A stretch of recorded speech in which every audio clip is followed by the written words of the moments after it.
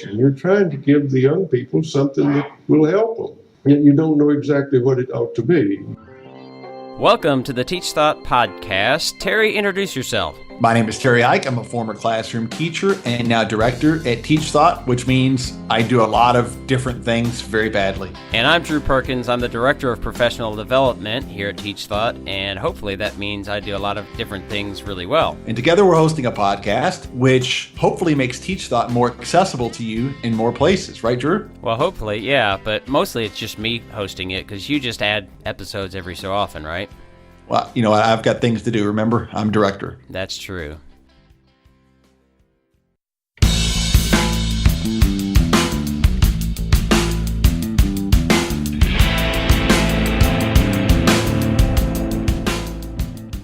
As always, thanks for tuning into the podcast. My name is Drew Perkins. I'm the Director of Professional Development here at TeachThought. And just a reminder that we have early bird registration open for our summer 2018 event that is going to be held at the Fraser History Museum again in downtown Louisville, our home base, which will be the first 3 days, July 9th through 11th, will be focused around the foundations of PBL with a fourth optional day, which is differentiation in PBL, and that will be at the nearby Muhammad Ali Center.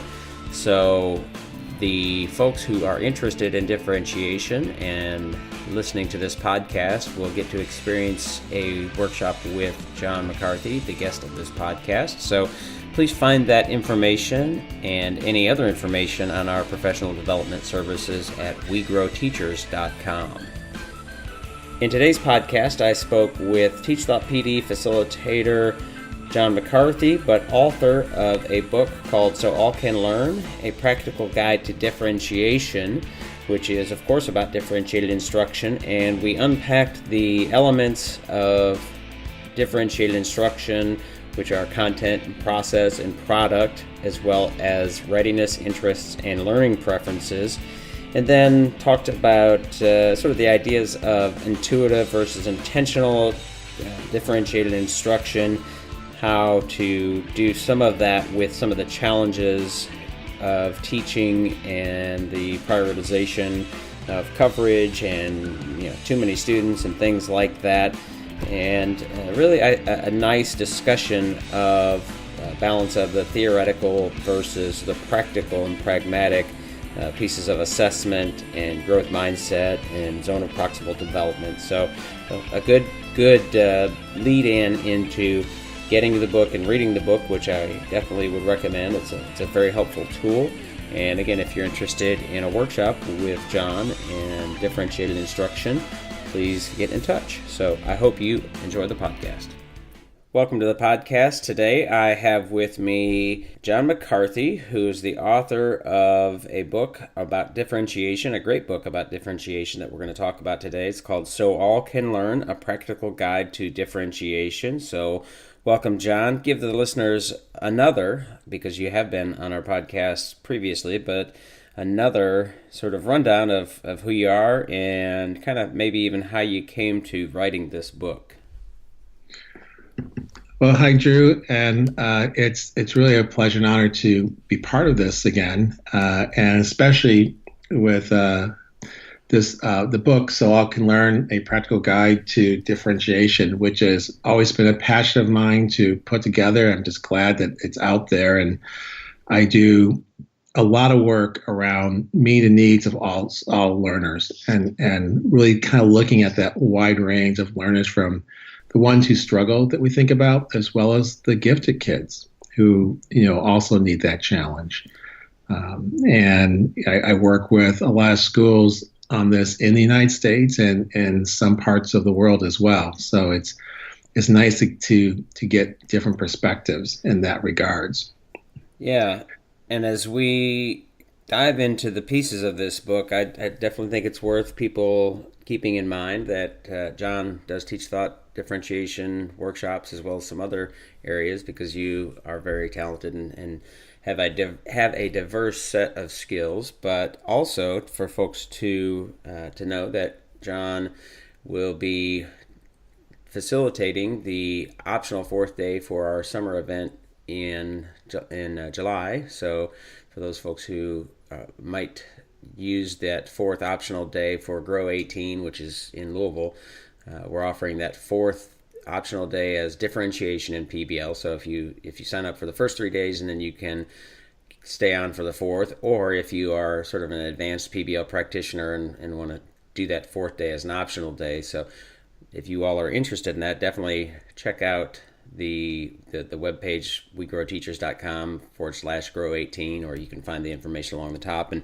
John will be facilitating that. Hopefully we will have a full room and lots of great learning opportunities. But let's start. And I think we kind of dived into this a little bit last podcast, but probably bears repeating, because I think you do a nice job of it in the book, is to sort of really defining and clarifying what differentiation is, because it's not personalization and it's not individualization, but it's similar. So there's some overlap. And in your brain, what is differentiation? So so there's definitely overlap. I always think of differentiation as the big umbrella, but there are some specific distinctions about differentiation. And, oftentimes, there's lots of definitions out there that begin with the learner, based upon where the student's at, plan from there. The definition that I particularly like, and I actually even talk about in my book, is from Lorna Earle, who, in her book, Assessment as Learning, using classroom assessment to maximize student learning, she defines it as differentiation is making sure that the right students get the right learning task at the right time, which, that's the common part that we always talk about. But the second part of her definition is what I feel really hits home. Once you have a sense of what each student holds as given or known and what he or she needs in order to learn, which is assessment, differentiation is no longer an option, it's an obvious response. And that definition, because I think as teachers, when we use assessment data and we can tell what students need, where the gaps are, or where the areas the need for even more challenge are, those are those spaces that we need to help students fill. And that's really what differentiation is all about.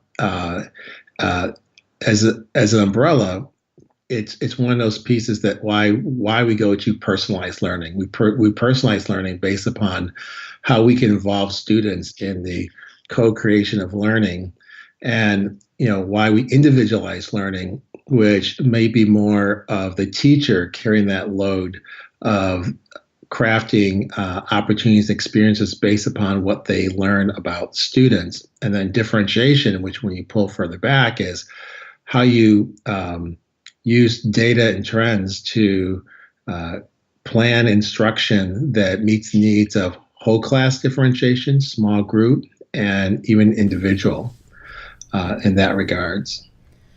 And as the sort of 6 elements of differentiated instruction, we talk about content, process, and product, and that's really kind of the and maybe I'm thinking about this wrong, but thinking about the sort of instructional planning and sort of the science of teaching.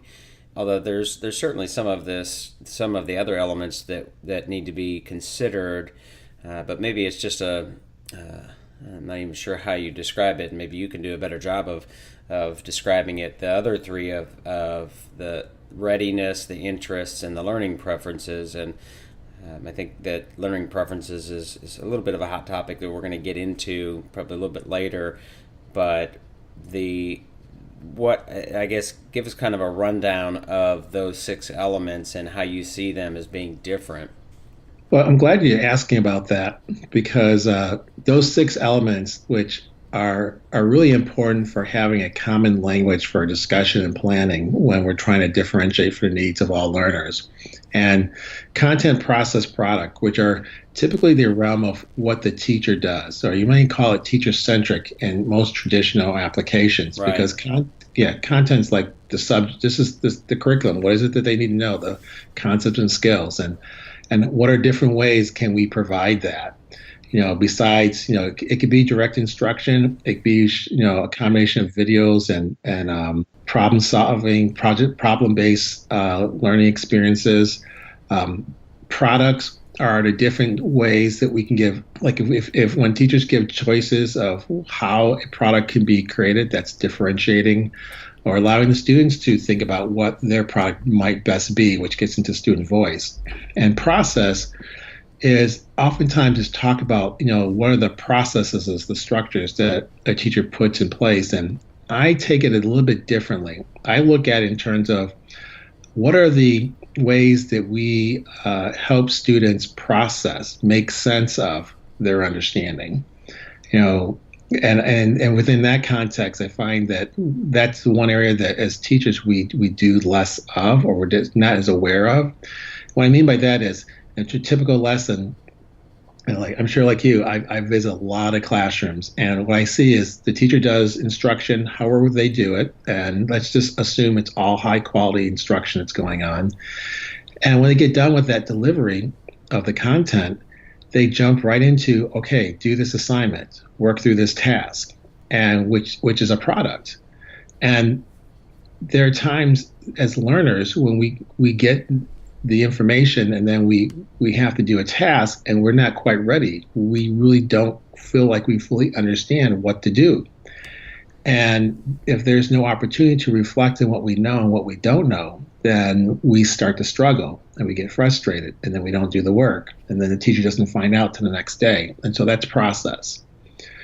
Now, that's a great segue into learner access, readiness, interest, and learning preferences. So those three, I used to always talk about those three as second, because teachers control content, process, and product, and they feel comfortable about that. And that's why when you look at the book really focuses on readiness, interest, and learning preferences, because this is how students determine if what the work they're being asked to do is invitational. Is it something that they feel that they can do or want to do? Because we can provide the content in whatever ways that we as teachers feel comfortable. I want to emphasize that we feel comfortable. But if it doesn't connect or resonate to all students, some students will, out of compliance, will do the work, but many students are likely to struggle or find the task not sufficiently challenging. So readiness is about skill level. Is the work that's being assigned, is it work that is within my reach? We want to stretch all kids, or all learners really, because there's adult learners. So are there supports in place? Is there the ability to stretch and grow so that it's a reasonable challenge for us to do? Interest is literally, how do I connect with it? And I do a lot of work with authentic learning experiences, which fits in the realm of project-based learning, which, going back to, some of the work that TeachThought does with project-based learning, a key component is authenticity. And so if we have work that we're making connections and students are making connections around how this work fits in their world, or what they might say is, why do I have to learn this? What use do I have of this when I walk out of the classroom? If we're able to answer that question or help students find the answer to that question, then we have them on board. And then learning preferences. And now there's a distinction, I know we'll come back to it later, between learning preferences and learning profile. And it's really learning preferences that I'm really focused on. And that's the idea of what are the different ways that learners make sense of information, that they process it, that they tackle it, they wrangle with it. And it's not just one way. As humans, we have multiple ways that we look at concepts and make sense of it. So really, that's why with the book, I talk about all 6 elements. The real push, which is why I dedicate chapters to readiness, interest, and learning preferences, is because those are the conduit through which, if we can fully understand that we can really empower student voice. Well, so I'm seeing real connections between, especially in the way that you discuss it there, between learning preferences and that's sort of an elephant in the room. People for years, I think, were under some sort of illusion that sort of the different types of learners and the psychology and the sort of science behind that. And there are different types of learners, but that doesn't mean, and I think you do a nice job of talking about this in the book, that just because somebody is a visual learner, that doesn't mean that they should only be presented with content and being allowed to process things with visual. It certainly can be a way to do that, and it's a strength of theirs, but there's also some necessity or some need for building up some of those other areas. But it's not the same. Learning preferences are not the same as those typical, multiple types of intelligence, that language. But it's a real, I think it's a really important piece to think about in the way that we make meaning of things, right? So that process piece that you mentioned is often overlooked and really important, because it helps people access the information, and if we want to connect and learn more deeply, then we have to allow for that processing. But as a teacher, then that allows me to identify how they're, like, the deeper thinking that they're doing, right? But also what are some of the pieces that maybe they're missing in as it compares to how I would make meaning of it. And it does sort of necessitate a shift in a paradigm for lots of teachers, because there is not just one way to make meaning of things. And I think a traditional approach sort of uses that, is that this is the meaning, this is how it's presented, and then this is how you should sort of spit it back to me. So yeah, there's a definite connection between processing and learning preferences. And so one way to look at for your listeners is that processing is, from a teacher perspective, is where do I provide those opportunities, which is really reflecting on our learning, reflecting on what we understand and what we don't understand. That could be something as simple as providing wait time after asking a question. Some studies that have been done on wait time find that when they looked at how long teachers pause after asking a question before they answer it or move on, and the average length of time is 1 second. Wow. And so, and the studies reference that if when there's a pause of at least 3 or more seconds, there is significant improvement or growth in learners. And so, if I was my proponent is that let's pause 5 to 20 seconds, depending upon the complexity of the question, and give students time to think. And so, because there are students who, like my son, you ask a question, his hand's already up before you finish asking the question. And when he answers the question, and we all have students like this, he doesn't actually have the answer yet, but he's going to work it out while he's talking. Right. And then you have other learners who need time to sit back and process. They take it in, they're reflecting internally, and it'll take more time than the 1 second or even 3 seconds that it takes before we pause and start talking again. So just doing that is a way to give students time to process an answer to a question that they should know. They just need time to kind of grapple with it. And then there's think time, where we want them to reflect, like maybe we give them a complex task or question that they have to put the components together. And that's one where it might be 30 seconds to 2 minutes. And they might be journaling, they might be talking to partners. There's a variety of ways of doing that. And those are processing opportunities. And the thing that I always say now is that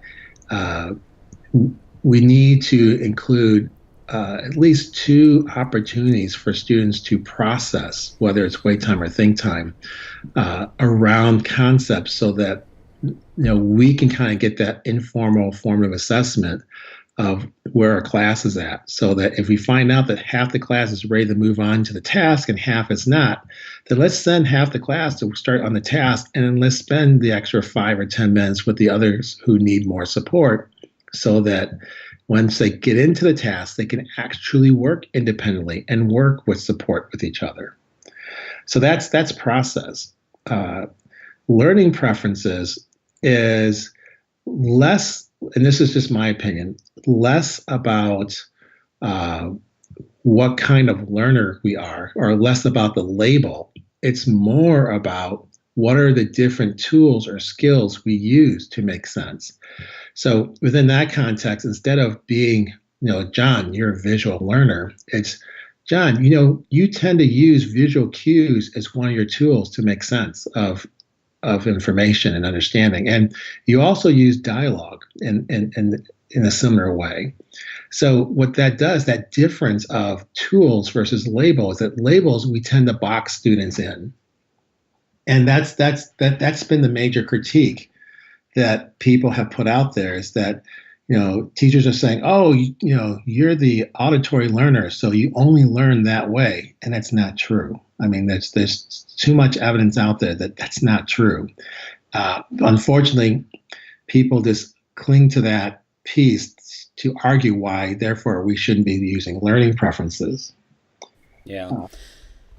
Well, as before we get into other things, I do. So I'm wondering, as this sort of readiness and talking about their skill level, how closely related is that to what listeners are probably familiar with, because it became sort of a buzzword or buzz phrase, the Vygotsky Zone of proximal development?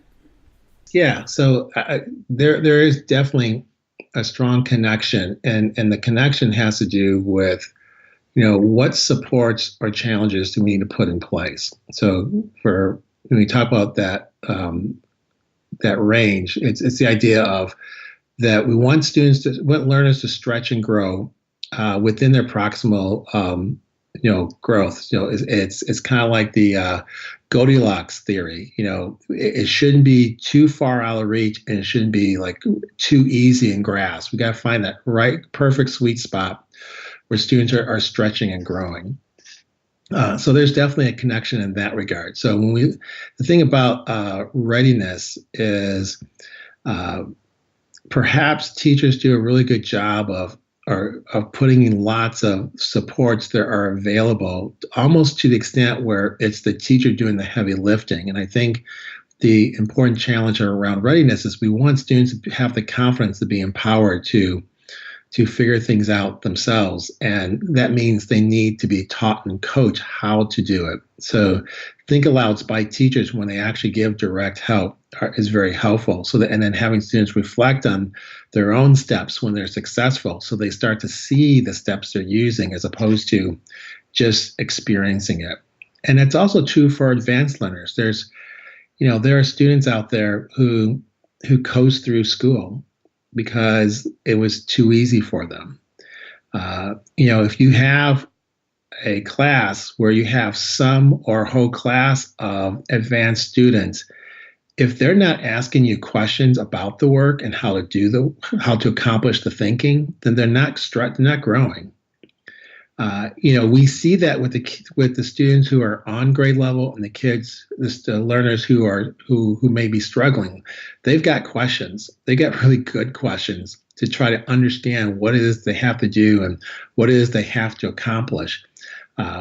So we know that they're engaged in that process to some extent, and it's just a matter of how we find that right range of stretch and growth for them. But when you have the quiet students the students who are advanced, who are not asking questions, at least not asking the same types of questions, then they're not stretching. And we need to do a better job for them. Yeah. And, I like the term productive struggle there. So to me, that is one of the sort of ways that great teachers demonstrate the art of teaching. So lots of the pieces of differentiation and good teaching and learning are the science. So the really intentional planning, really thoughtfulness of how and when you're going to deliver instruction and allow for processing and thinking about your product and all of that, but then allowing for the opportunities in which teachers can demonstrate that art of knowing when that student is sort of reaching the end of the leash there, where it's going to become a little bit more difficult, then they're willing to go forward. And of course, that's influenced by the interest piece, which is if it's more interesting and engaging and authentic and relevant and meaningful to them, I think that it's no secret that leash and that zone of proximal development, I think, is probably a little longer or wider. But still, there's always going to be, we want to find that right, get them right on that edge of productive struggle, where it's really that those are the questions, and at some point as a teacher, you know, okay, now I need to step in and provide more scaffolding, more instruction, something that helps them move forward, that they're not able to make meaning of it on their own at this point. And that to me is a real, that's the art of teaching in a nutshell. As you have kind of moved through the book, or as I moved through the book, I appreciated sort of the frankness about some of the pieces, and chapter 5 talks about the truth about differentiated instruction, and I'd like to use this as an opportunity to talk about something that I had not really considered, but it makes perfect sense. In, you know, the challenges that teachers will say, and some of them, as you outlined, is that differentiation is too difficult to do. There's not enough time, and you know the high stakes tests make coverage, so it prioritizes that. So differentiation has to take a back seat to that. Overcrowding in classrooms, and then learning preferences, and how are those useful as a question. But the sort of the pressures and the prioritization of time and coverage and class sizes, and I like how you had discussed it, and I'd like to give you an opportunity to kind of tell our listeners a little bit about this intuitive differentiation versus intentional differentiated instruction. Yeah, thank you. It is that particular chapter is based upon the questions and conversations that educators have raised with me in many of the places where I've worked with this, or in the articles that I've written. I'll get emails or comments asking about this. So one of the things that might be helpful to our readers is that, or listeners, sorry, in chapter 5 there is a chart. I call it a leveling chart for differentiation. There's 9 levels of differentiation practice, and so and it's something that I find that it's becoming very helpful to people. And I'll send you a PDF so you can, if you want to include that with this podcast, right, so that people want to take a look at it. Yeah. So intuitive. There's 2 types of differentiation that are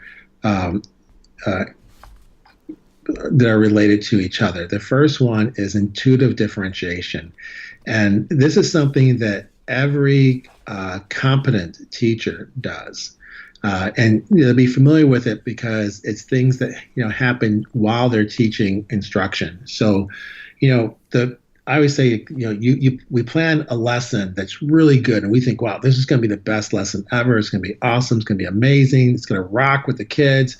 Now, if I just didn't have to actually teach it to kids, it'd stay perfect. Well, we think that because we know that as soon as we introduce the lesson, there'll be some students who don't quite get it in the way that we've structured it. And there may be some kids or learners who feel that they already know it, and it's not really challenging to them. And so in that moment, we make adjustments. If students ask questions, we either answer the question or redirect them to what they need. We make those adjustments in the middle of a lesson. We might, if anyone who gives choices to students, to let them decide how they're going to tackle work, that's differentiation. So, and the last thing is that as we're teaching a lesson, if we notice, we're collecting data constantly as we're observing and seeing how students are responding to what we're doing, and then we make adjustments or we ask the appropriate question. Those are all differentiation. So intuitive differentiation is what happens in the moment of instruction while it's happening. Then intentional differentiation is what's pre-planned. So a way to look at intentional differentiation is that, if we look ahead just, 1 week from now, and we look at whatever we're teaching, we can identify a key concepts and skills we're going to be teaching that we've taught before in previous years. And we know that based upon previous years, there's a trend of why students struggle with the concept, if they do struggle, and why some students are perhaps bored because they already know it. And those lessons, if we know that those are challenges that frequently come up, then let's plan now. Let's not wait till we teach the lesson. Let's pre-plan. And that's what intentional differentiation is about, is how we pre-plan, how we anticipate.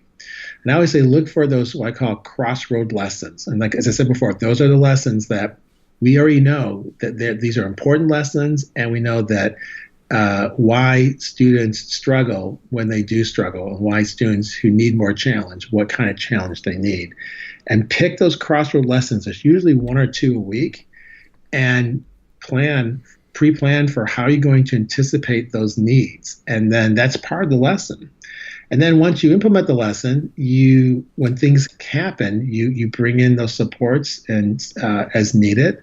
And then as you do that, you'll notice new things rise up that become challenges because you prepared for the ones that happen in past trends. And I would just say during intuitive differentiation, when it's done, take notes, capture what type of situations came up, what supports you tried on the fly. And then that way you can reflect in those notes later on, especially when you're planning revisions to that lesson. And so it's a continuous cycle of formative assessment to differentiate for those needs. So if you look at the leveling chart, it really kind of maps out what it can look like and what we can be doing, the nuances as a practitioner, so that we help students move forward. And it's a chart, I think, that as you look at the higher levels, it really leads into what personalization can look like.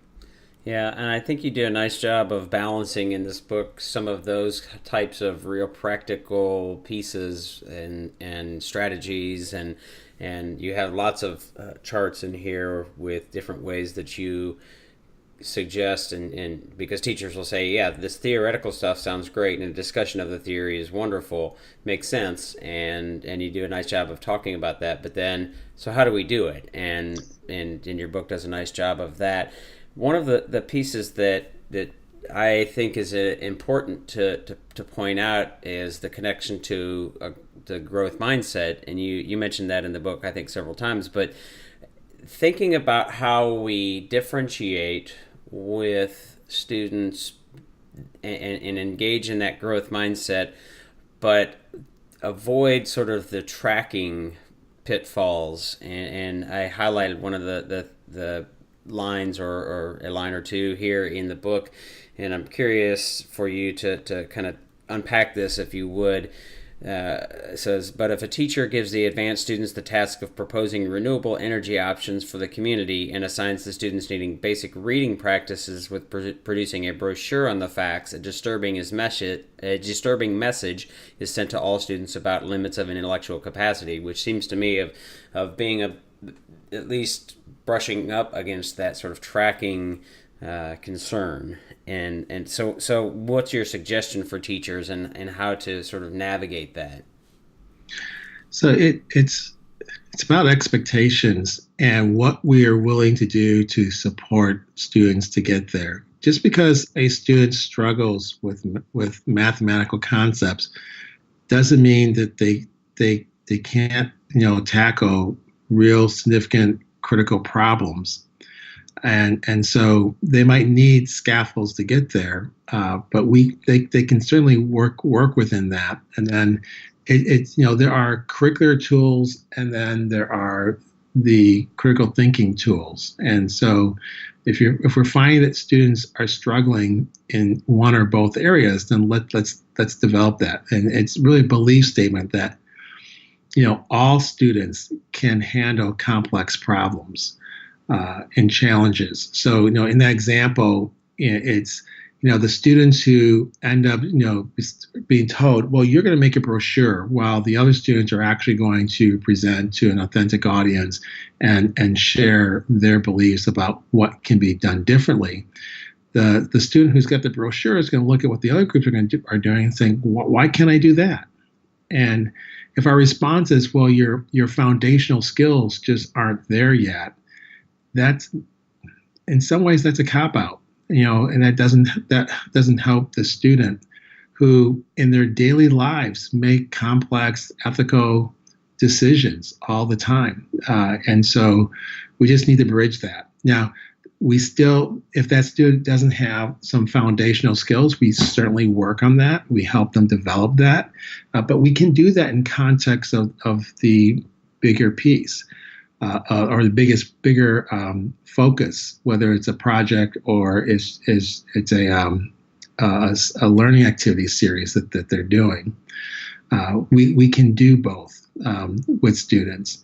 And if let's say the final product is something that requires skill sets, whether, let's say it's writing skill sets, and we have some students who are not strong writers, then we have to ask ourselves the question of, this is an example, well, am I assessing writing? Because if I'm not assessing writing, but there's a written component, maybe they can outline script and do a podcast, or video themselves explaining their understanding, because we're trying to assess the science or mathematical concepts that are there. Now, if writing is a direct piece that we are assessing, then we have them do the writing piece, and we make sure that we have done the instruction for them so that we can help them track their growth. And maybe their writing is not going to be as good or at the level as other students, but they should show growth in their writing, and so that we can measure that. But that shouldn't take away from their opportunity to talk to an authentic audience and try to sway that audience about their opinion about what's needed in whatever the problem-solving situation is. One other thing I just wanted to say, because about Chapter 5 with all the challenges, the reason that I did that, in terms of limited time and over too many students, is that those are real problems that teachers have, and I acknowledge that. When as a classroom teacher, I faced all those problems. The reality that as teachers we all face is, given those problems, our job is to make sure that all students succeed and do the best we can to reach that goal. And so if I have more students than I have seats, and I've had that situation, if I have restricted time frame to do instruction, and I've had that situation, I get it. It's a struggle, it's a challenge, and we just need to figure out still how we're going to do it. And so that's why I address that in that chapter, and that's why the strategies are all about, they don't remove the problems. Those problems still exist, but they talk about how to navigate those problems so we can find success with our students. Well, I think that's a really important point, and I think that one of the things about teaching that it can be a real challenge insofar as you're presented with so many challenges quite often of, I have too many kids for the desks that I have. I don't have enough time. I can't possibly cover all of these things. Myriad of challenges, is to approach that and approach things like differentiated instruction with that sort of growth mindset of, I like to think of it in our PBL model, instead of saying standards, is ideals, because these are things you're constantly in pursuit of. And so it's not that we're saying, all right, this is what you have to do, and you should be doing it at the highest level, and I guess should be that we should be striving to do these things at the highest level. And with any of those, given the challenges, we're looking for growth. We're looking to get as close to this as possible, and using the tools and the strategies and the thinking things from things like your book and from other resources, and whether we're talking about differentiation or project-based learning or assessment or inquiry or whatever it is that we recognize that the challenges that teachers are faced with are in fact real challenges. So it's not that you just read this book and you just do these things and well, see, this is just how you do it, but it is what we're after. And so how to, really kind of keeping that in mind, I think, is important for teachers, because teachers are in many cases sort of go-getters. We want to be, our work to be absolutely the best, and when it's not the best, we feel, a lot of teachers, I think, feel really, defeated and bad about their work, and recognizing that we're all works in progress, and that we're all trying to get to the best quality teaching and learning that we can get to, knowing that it's a journey, it's not a destination. Yeah, it's definitely a journey for everyone involved. And, as teachers, we need to be constantly learning and taking a hard look at our practice and reflecting. And it's okay to see where the practice is not meeting needs. And, for myself, I can only speak for myself, is that, when I have students who aren't doing well, it's not just the student's responsibility, it's my responsibility. And I start to think about, well, what are other ways I can approach this? What are other ways that the student and I could work and tackle this, and trying to figure things out. There are going to be students who are resistant, and that's why I get into, like, assessment is not just academic assessments. Yeah, we have to know what students understand and don't understand academically. We also need to understand how students think and make sense of information, how they process it, and we have to know something about their background, about their life outside of school, because no one comes to school or comes to work without, baggage or whatever you want to call it, things that they carry in from the outside inside school. And to ignore that means to perhaps ignore the missed opportunity to make the connection that student needs in order to really start to aspire and work for you. Yeah, and I think it's a good segue, or at least a reasonable one, to thinking about the differentiation, and it doesn't necessarily have to be in project-based learning, but one of the things that you note in one of the other charts in Chapter 7 that I think is worth unpacking is in the area of content, and you have learning contracts, which are hopefully, or should be, pretty prevalent in project-based learning settings, but certainly can be used outside of that. So how do you see contracts, and I'm assuming that learning contracts is different than sort of group and team accountability contracts, and is there any overlap there? Yeah, learning contracts, and so Chapter 7 is about readiness and about skill level. So first of all, let me just say, project-based learning, when done well, is a great structure for deep experiences in differentiation, because you have students working in teams, engaging in a lot of collaboration. And when you have active collaboration, it provides opportunities where students aren't just using aren't using teachers as a resource, they're using their peers, the other students, as a resource. So going back to contracts. So as we know, project-based learning contracts are ones that when students are put into teams, they complete a contract and sign one that talks about how they're going to work together, and if what they're going to do, how they address challenges when challenges inevitably come up within the team. A learning contract and readiness for differentiation is about creating looking at the curriculum, that the work that needs to be accomplished, and putting together components to the work that the student will agree to do. And oftentimes with these type of contracts, There's a contract about this is the type of work you need to accomplish in order to, if we use the ABC grading system, which that's a whole different discussion. Here's what you need to do to get a C. Here's what you need to do to get a B. Here's what you need to do to get an A. You could also do this competency-based instead of doing letter grades, which would be even better by saying, in order to show competency of these standards or these outcomes, these are the tasks you need to do, and sometimes even giving them choices. You can choose one of these 3 tasks and then move forward. Now, contracts can be done in that way. Contracts could also be done within the same idea of mapping out the activities that are going to demonstrate learning of the concepts.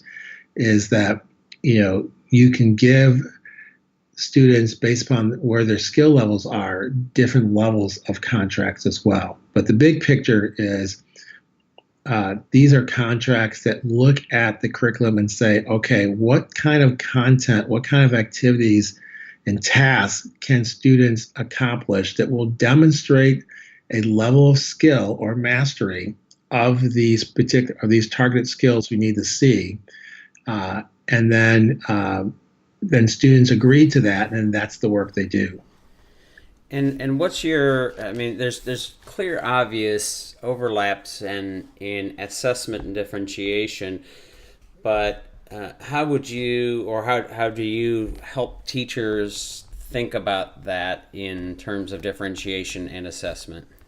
So there's perhaps at least two ways of looking at assessments. I mean, assessments in general are really important to track where students are at. So I find formative assessments are really important because they happen more frequently than some of the, as we look along those lines. And so that's the same as in traditional lessons. If we have our standard assessments that are good for collecting data, then we can use that.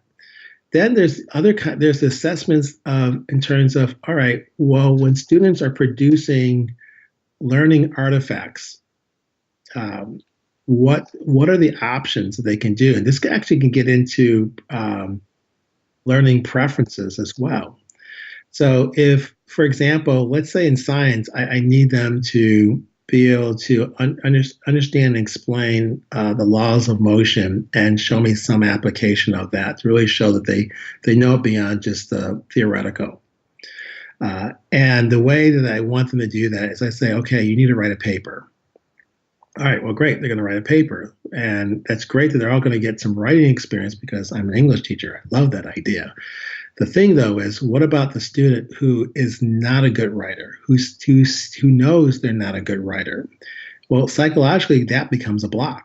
And now whatever they produce is likely not going to really show the depth of understanding they have about the laws of motion. So instead of saying you have to write a paper, we might give, I always like the options, let's give them 3 options. Let's say you can write a paper, you can do a recorded audio where you talk through. So just record it, have your notes, and keep practicing recording until you get where you want it. And by the way, the most it can go is 5 minutes, whatever that time frame is, until they learn to be concise in practice. So that's 2 options. And then I'll give them a third option. The third option is a blank check.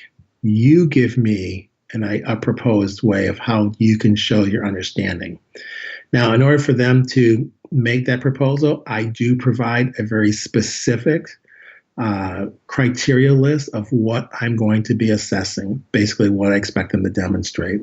So taking out the logistics about length and format, but really just focusing on these are the concepts you have to be able to explain sufficiently, and you have to apply them, show application when you address these.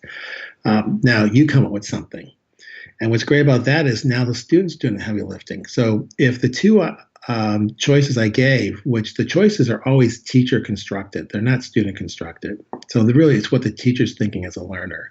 So we have those 2 choices, and then the student can then propose something different. And if the teacher thinks it's going to work, the teacher can accept it, or they can suggest revisions, or they can send the student back to the drawing board and then give the student a deadline. You have a day, you have a week, whatever it is. You might only have 20 minutes.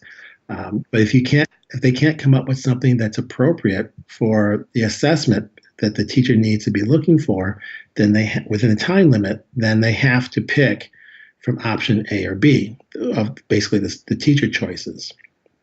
So assessment where we have a space where students are looking at the artifacts they're going to create, those can be differentiated in different ways. Now, some will look at complexity. They'll say, well, I've got a student who just doesn't have the complexity. Their readiness skills are lower than other people. There's a group of them that are lower than the rest of my class. How do I address that? Do I just give them a watered down version? Absolutely not. What we then do is we look at the key, again, what's the key concepts that you're assessing? What are you looking for? And then looking at those key concepts, what are different ways of showing that? So part of it is looking at for common language, let's say we're using Bloom verbs, or it could be the depth of knowledge, but for now, let's use the Bloom verbs. If the minimum expectation is application of a concept, then we can have students do application of a concept that may not be as complex as what we expect from other students, but whatever we expect them to do has to legitimately show the level of understanding. And if we can't do that, then someone said, well, we've got standardized tests. We can't differentiate that. Then what we can do, though, is through the instruction up until the assessment, is we can level the complexity so that students are having a scaffold so they can close the gap. And if they don't fully close the gap, at least as long as they're making progress in that direction, that's important. And we just have to be able to track that to show evidence of their growth of, hey, like take reading. This student was 3 years behind reading level. Like this is fifth grade, they're reading at a second grade. By the end of the year, we got them to reading at a fourth grade reading level. That's progress if we can track that evidence. Right, absolutely. And I'm mindful of our time, so I've got just a couple other things, but I think it's probably worth noting or exploring here that the idea of, or at least to me, the difference between assessment and teaching of content versus skills, and where do you see that balance, or how do you see that playing out in differentiated instruction? So one of the things that I talk about in the book is assessment fog.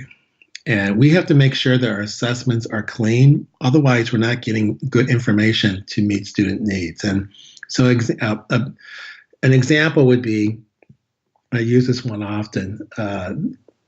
One of my kids, when they were in elementary school, they did an assignment. It was a social studies assignment where they had to fill in a map and identify the mid-Atlantic states. They'd label the states, label a major city, they'd label some major land formations in the area. And so one of my kids completed the assignment and got a 80%. But when you look at the work more closely, because 80% means, okay, they know it, but there are some gaps. When you look at more closely, you realize that all the points that were taken off was because of misspellings and not using the proper color code for the labeling. Well, those are logistical pieces that definitely show that my child did not follow directions. And so that's a conversation. But from a curricular perspective, everything that would need to be labeled was labeled correctly.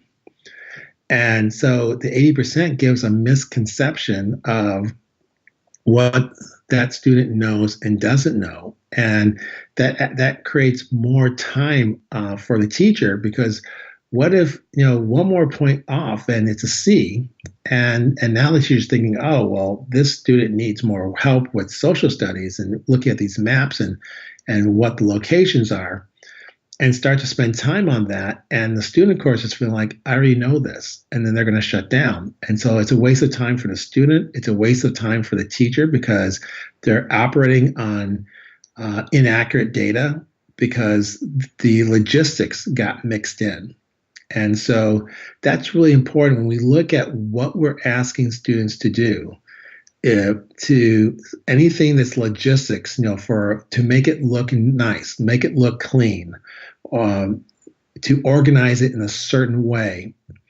That it's not that we don't give those directions, we absolutely do. It's just that those are separate from the assessment. And that's sometimes hard for teachers to contemplate because, following directions and having something that looks professional is really important. And I completely agree with that. It's just that when we're looking at student growth, we're looking at the academics, and that's what we need to do. Now, if we want to help students become more professional in their work, then let's have a separate category where we can make comments and address that. But if you mix it in and you only talk about academics, it becomes assessment fog. And then that creates lots of problems and lots of extra unneeded work by the teacher to figure out what the needs of their students are. Yeah, it really starts to get messy because you're not able to tell the story of the learning and what their progress is. It starts to lump things together, and like you said, those things are really important. I mean, work ethic or making a presentation that is effective, and I like the use of qualitative language to help students unpack that. But yeah, to me, I think that the especially in a project-based learning setting, that the skills are better suited for presentations and sort of the big end products in many cases, and that we like to make sure that students in an individual setting are that they're understanding or showing some understanding of the knowledge and content and concepts that will be tested in accountability pieces, and that's a heavier part of their grade. But yeah, I think it's really important to report those pieces differently, because if you're not, then it just becomes, like you said, it becomes really foggy. So one final piece here before we wrap up, and I was looking at the appendixes, and I think that there's a really nice piece that you provide in Appendix 1 around application and thinking about research-based strategies. And I like the approach in sort of like a mission statement approach to me of being intentional about how we work through and apply really not just differentiation, but for this purpose is obviously differentiated instruction. But number one, what are really thinking about the guidelines for successful implementation? What are the learning outcomes and the skills and concepts? 2, how might learners demonstrate what they can do in those skills and concepts? And then 3, how does a review of learner data inform our lesson frame? And I don't think you've mentioned lesson frame and used that terminology today, but it probably makes sense to unpack that a little bit. And then the 4th piece is how are learners engaged and invited into doing the activity? So readiness, interests, and or learning preferences. So can you kind of unpack those pieces a little bit before we get out of here? Yeah. It's one of the things that kind of inspired me in thinking it in this type of frame is some work that Rick DeFord did. I know you had the honor to interview him. Yeah.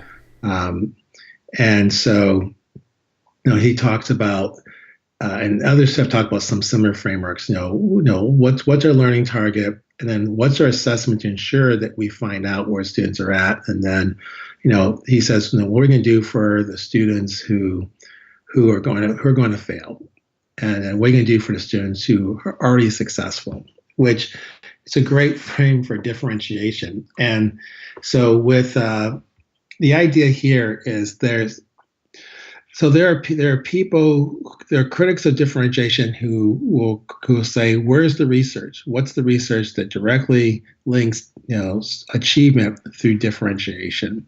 And so what's interesting is that they're asking the wrong question. They're looking for this label, differentiation, and seeing what the studies will say. instead of looking at some different tools and strategies and approaches that have been researched, such as guided reading, response intervention, these are structures or frameworks that that differentiation is a important part of the work. Like guided reading, you cannot do guided reading program with students unless you are differentiating, because students are moved into their group by skill level, depending upon what particular skill levels they're being focused on with reading and comprehension. And these groups are fluid. So there's assessment is constantly going on and looking at what student growth is, because students could be moved to a higher reading level group. They could be moved to a lower reading level group, all depending upon what their needs are. And it moves around. Unlike, like I give the example of, because I experienced this in, as a student in elementary school, that you have reading groups that are like the different birds, like the red birds, the blue birds, and the buzzards, and everyone knows who the buzzards are because they're the lowest reading level. And these reading levels are, it's like a caste system. Once you're in this reading level, you are there for the entire year. You cannot get out. That's what it used to be like, and guided reading just completely changed that. And you have other practices that are like that. And so what I'm saying in this particular chapter is, look for your research-based strategies. Don't look for something that has the label differentiation, but look for those research-based strategies that you find are highly effective and you want to implement in your classroom, or you want to implement school or district-wide. And some of these will inherently have differentiation in them, but if they don't, you can differentiate them, because any good instructional strategy or approach can be differentiated. I sometimes say there's no such thing as a strategy that's a differentiated strategy. Let's look at those strategies and look what's out there. So that's what this chapter deals with. And so unpacking those 4 parts is, the first 2 parts, again, is very along the lines of what DeFore talks about. It is, first and foremost, we have to know what concepts and skills that we are teaching that students need to know and understand, be able to do something with that. And then our second step is, once we identify that, how we're going to collect data, how we're going to qualitatively assess students and track their growth so that we have that data. So then at that point, we can make adjustments. And so when we look at that data, that helps us determine, what types of supports we need to put in place. And using the word support used to always mean, oh, the kids who struggle. It's also for the advanced kids. They need support. They need support to get a year's growth like every other student. And so the last step is, going back to the language. It does. You notice that the step 4 does not focus on content, process, and product, because that's what teachers do practically in their sleep when they plan their lessons. It's more about, let's begin with the student. Where are they at in terms of readiness, interest, and learning preferences? What are the one or multiple areas, these 3 access points can we use to structure learning around, so that students are truly engaged and find invitational, which could be a whole group, small group, it could be individual. And depending upon the teacher's comfort level, it can be personalized. Personalized learning is differentiation. I know people separate that, and with good reason, because personalization is a very specific niche that's very powerful and effective, but it uses these same 4 steps. When you're involving students in the thinking process, you cannot ignore, what is it we're trying to focus on. And it may be that students are involved in creating that focus, and the teacher's job is to think about how to link that together. And that's really impacted, my work, because I've worked in schools that, as an administrator, as a teacher, where, that was an important part of the thinking.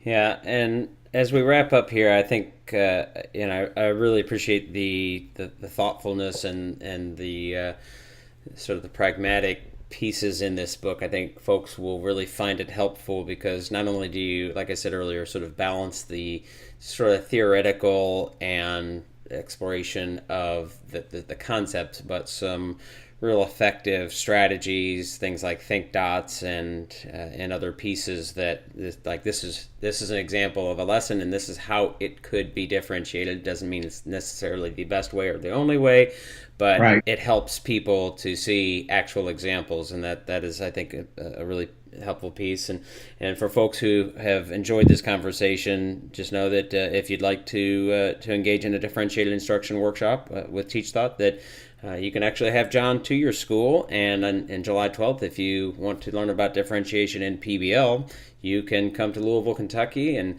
engage in a workshop with John at the Muhammad Ali Center. So please find that on our website as well. And I'd like to give you an opportunity to. We'll definitely link on our podcast page here for this podcast. A link to the book, but any sort of last parting shots on how folks might engage with you on social media and in any other places? Yeah, if they go to soallcanlearn.org, they'll find more information about my book, plus free resources as it references from my book as well. Right. So again, that's soallcanlearn.org, and also follow me on Twitter. I engage in lots of conversations. It's J McCarthy EDS. Those JMCCARTHYEDS. And that's on Twitter. It'd be great to have those conversations, and I look forward to hopefully seeing lots of people in Kentucky for the summer workshop. Yeah, we're hoping we're capping that at 35. The first 3 days for the Grow 18 event is around the foundations of PBL, so July 9th, 10th, and 11th, and that's capped at 70. And then it'll be a smaller group for the differentiation, which would be 35 or so, and again right around the corner from the Fraser Museum, where the first 3 days are at the very cool Muhammad Ali Center, which is all about diversity and equality, and I think is a apropos place for a differentiation workshop. So John, thanks for your time today, and it's always a pleasure talking with you, and I hope listeners get a chance to check this book out and sort of dive into it and engage with John. All right. Thank you, Drew. It's great to participate in this. That'll do it for today's podcast. Thanks so much for listening, and if you didn't hate it, please leave us a review on iTunes or wherever you're listening, and share it on social media wherever you feel comfortable. Speaking of social media, you can find us in all the normal places like Facebook, Twitter, Google+, LinkedIn, Pinterest, and please share us on those places as well. And don't forget about TeachThought Professional Development. You can find us there at teachthought.com/PD.